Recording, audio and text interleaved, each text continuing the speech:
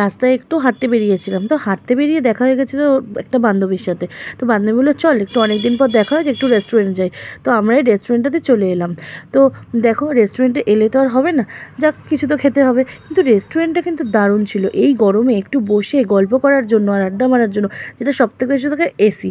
তো এসিটাও পেয়ে গেলাম, আর একটু বসে আড্ডাও মারবো আর একটু খাওয়া দাওয়া করবো।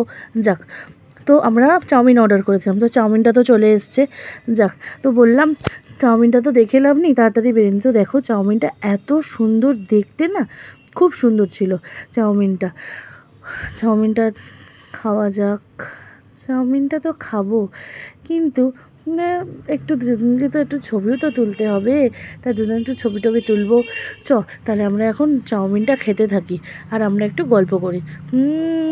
চাউমিনটা সুন্দর খেতে, ভালো খেতে, ভালো ভালো লাগছে বেশ।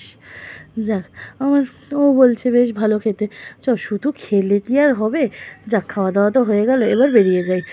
খাওয়াও হয়ে গেল, টাটা। এবার আমরা চলে গেলাম।